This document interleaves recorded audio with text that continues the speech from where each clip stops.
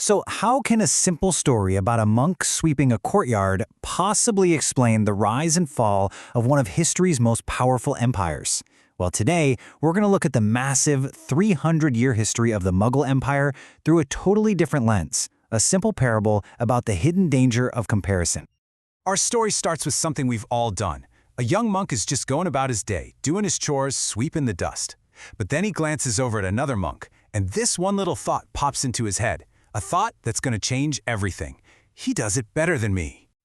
And right there, that's the pivot point. You see, it's not about the sweeping anymore, is it? The simple, peaceful task has just been hijacked by comparison. That single thought, better than me, it plants a seed of restlessness where there was none before. So when his teacher sees how troubled he is, the advice he gives is honestly profound. He tells him the moment your goal switched from just cleaning the floor to beating someone else, that's when you started sweeping away your own peace of mind. Now hold on to that idea because it is the absolute key to understanding the entire story of the Mughal Empire. Okay, so how does a monk's story apply to a massive empire? Let's go all the way back to the 16th century and watch the very first sweep, the forging of the Mughal dynasty. This is the beginning, the part that's all about just sweeping the dust. The founder, a man named Babur, descendant of Timur and Genghis Khan no less, he just swept into India with this incredible ambition. And as you can see, it happened fast. In just a few years, using new tech like firearms and cannons, he crushed much larger armies and carved out the foundation of his new empire in northern India. And here's the thing about Babur. He wasn't trying to one-up a predecessor. He was creating something from scratch.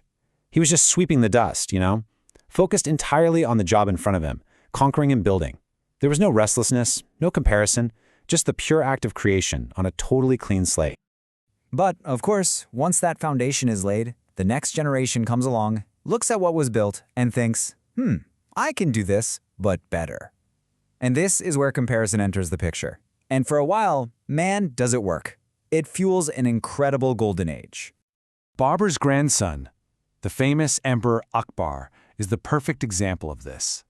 He looked at the old, kind of messy tribute system, and he created something way more sophisticated. His Zapt system was standardized, it was based on hard data from land surveys, and it ran on a proper silver currency. It was more efficient, it was more centralized, he was actively making the art of running an empire better. And the results of all that improvement? Absolutely staggering. At its peak, the Mughal Empire became an economic superpower. Think about this. It was responsible for nearly a quarter, a full 25% of the entire world's industrial output. For a good long while, that drive to be better was paying off big time. And this obsession with perfection wasn't just on paper in some administrative office. No, they built it into stone and marble for the whole world to see. Emperors like Shah Jahan were completely consumed with creating a legacy that would dwarf everything that came before. It was a competition that gave us wonders like the Taj Mahal, which is basically the ultimate statement of, I can do it better. But let's go back to the parable, because there's always a point where you stop just sweeping the dust. That relentless pressure to be better, to be grander, to be more perfect, it starts to sweep away the very peace and stability that the empire was built on in the first place. Because you have to ask, right? That constant drive for perfection always comes with a price tag. For the monk, it was just his own peace of mind. For a massive, sprawling empire, the cost is so much higher. So the first cost was financial. It was just plain unsustainable. All the splendor of the court, the mind-boggling expense of these massive building projects, it all started to cost more than the empire was bringing in. As you can see right here, during Shah Jahan's reign, the expenses started to outstrip the revenue.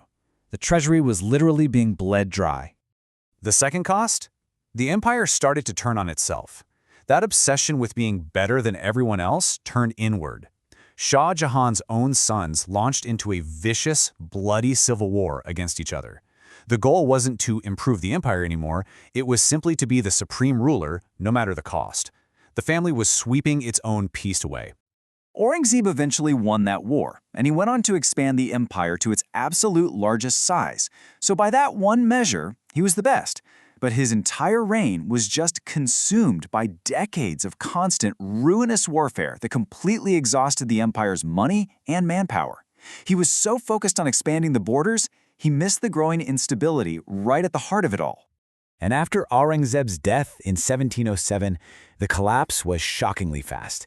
The empire had swept away its own peace, and now it just disintegrated.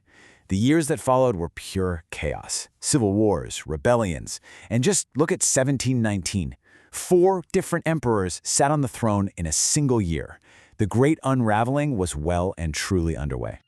So after 3 centuries of incredible glory and spectacular ruin, what does all the dust of history actually show us? Well, it brings us right back to where we started, to that simple, powerful piece of wisdom from the monk and his broom.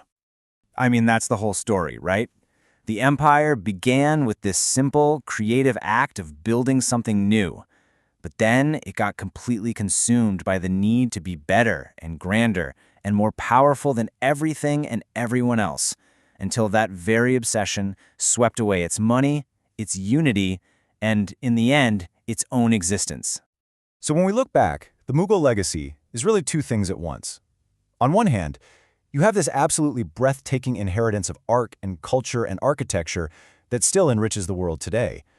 But on the other hand, it's this incredibly powerful cautionary tale about how the same ambition that fuels greatness can become a poison when it's all about comparison. And that's what makes this huge, imperial story so personal. The parable isn't really about monks or emperors. It's about all of us. In our own lives, in our jobs, in our ambitions, it's the one question we should probably be asking ourselves a lot more often. Are we just focused on the task, on sweeping the dust? Or are we so busy looking over at everyone else that we're actually just sweeping our own peace away?